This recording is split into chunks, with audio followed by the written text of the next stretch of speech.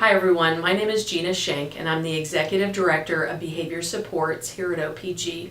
Today I'm going to be doing a training video with you on de-escalation techniques and coping skills. All of us who work to support people in leading rewarding lives have one of the most important jobs to encourage the development of self-reliance on a daily basis. This is truly the starting point of any work that we do. It is our outlook during that work that truly makes a difference.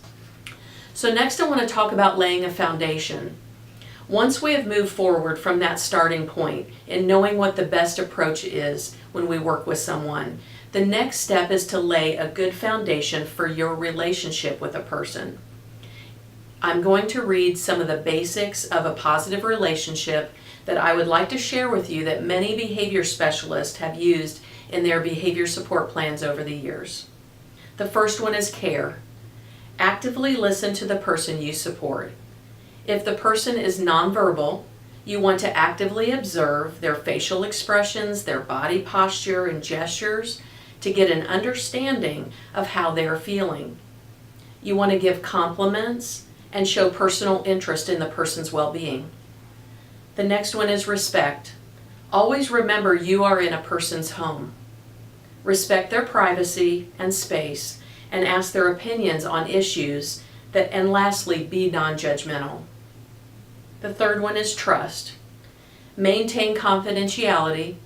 Avoid talking with others about a person unless other direct support staff need to be informed, and do that away from the person. Be predictable and reliable.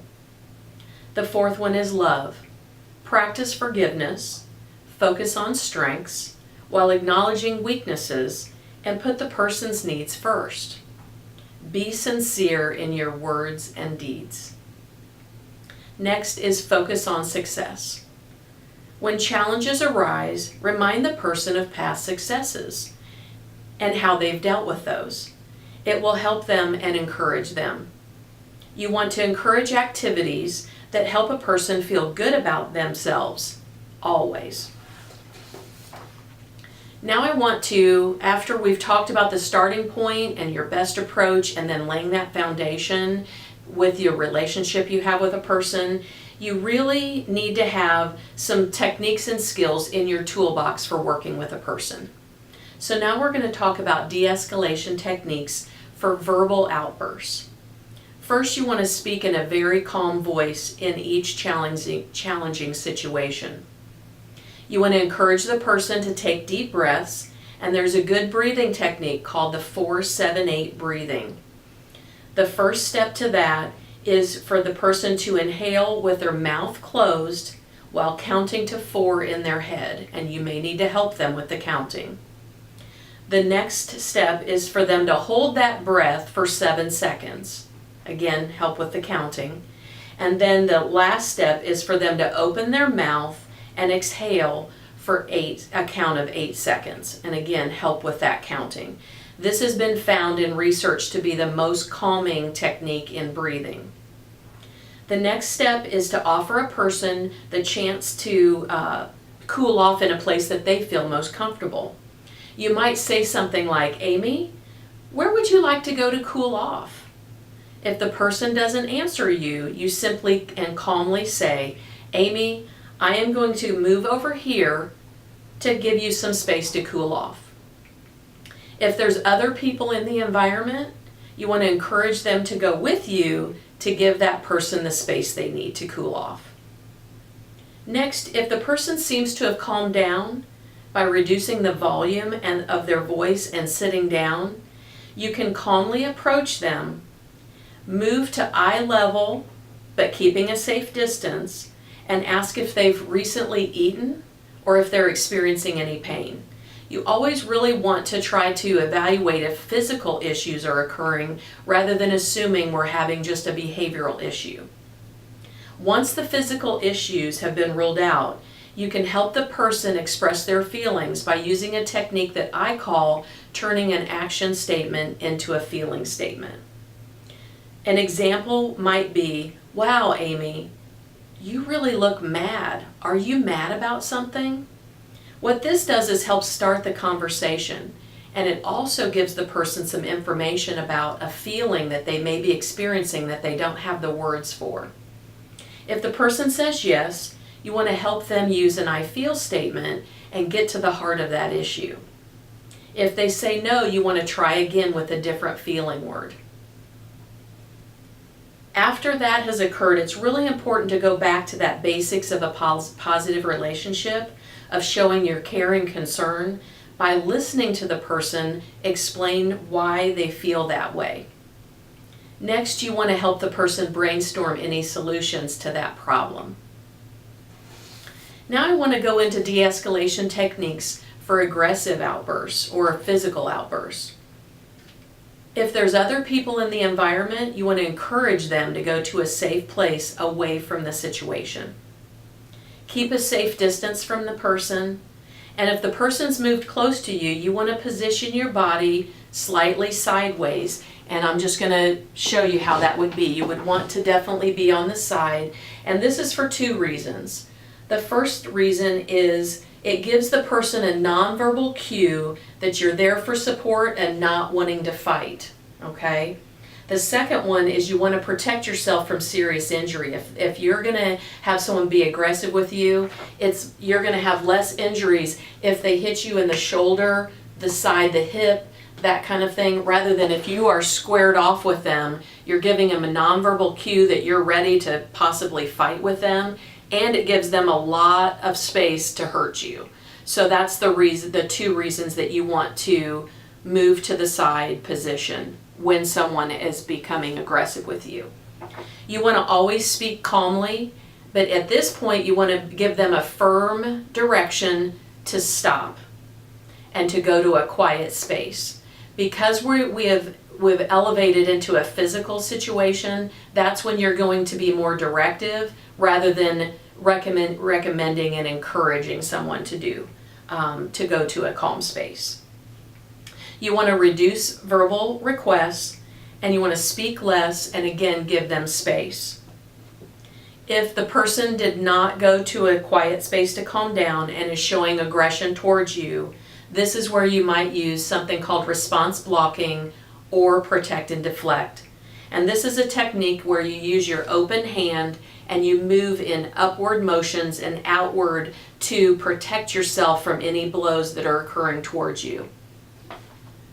You may also use soft items in the environment, such as a couch cushion or pillow, to help soften the blows as this is occurring. You want to use response blocking until the person is no longer showing aggression. Once the person is calmed and is no longer showing aggression, you want to encourage the person to go to a safe place to relax. Encourage the person again to take those deep breaths using the 4-7-8 breathing technique. And if the person seems to be calmed down by reducing their volume of their voice and are sitting down, you can calmly approach them, move to eye level, but keeping again a safe distance, and ask if they've eaten recently or experiencing any pain. Again, you want to really rule out physical issues. Give the person at least 15 minutes before initiating a conversation about the incident. At this time, you can use the turning an action statement into a feeling statement technique and help them express their feelings using an I feel statement. Once you've listened to the person and the situation has been diffused, it's very important to help the person return to their regular schedule and be able to move back into their day. There are some BSPs that may restrict a person's ability to go into the community after an aggressive episode. You want to follow those BSPs. If that's not the case, you can help them go back into their schedule just as planned. Next, I want to talk about coping skills. And in this section, I really just want to help identify some categories of coping skills and then give some examples. One thing I want to say, though, generally, is coping skills help people reduce stress. And helping people learn to use those coping skills is a very important aspect of our job. And I'm going to outline the categories here. The first category is the diversion coping activities, and these are those that help people get their mind off the issue that they're stressed about. So examples of these would be writing, drawing, painting, watching a TV or a movie, playing a game, shopping, cleaning or organizing your home, reading, taking a walk, and taking a shower or a bath. Again, these are to take their mind off of what they're stressed about. The next category is social and interpersonal strategies, and those are used with others. Examples of those are talking to someone you trust, setting boundaries and saying no to someone, writing a note to someone that you care about, being assertive and telling someone how you feel, using humor, spending time with friends or family, caring for or playing with a pet, and role-playing challenging situations with others. The next category is cognitive coping strategies, and these are activities that a person uses their mind to help reduce their stress. So examples of these would be making a gratitude list, brainstorming solutions, encouraging yourself to be flexible, writing a list of goals, writing a list of strengths, and using an inspirational mantra such as, for example, I am safe and loved, I can do this, or it will be okay. Those can be very powerful strategies. The next category is tension releasing coping strategies. These are activities that help a person physically release the pressure that is built up during the stress. Examples of these would be exercising, crying, playing sports, laughing, yelling in the bathroom, and punching a punching bag. Lastly, I'd like to share the most important note in our work when we talk about coping skills. The people we support have a better chance of learning and using their coping skills when we model their use and we do it alongside the person. So I hope this has been helpful. Thank you very much.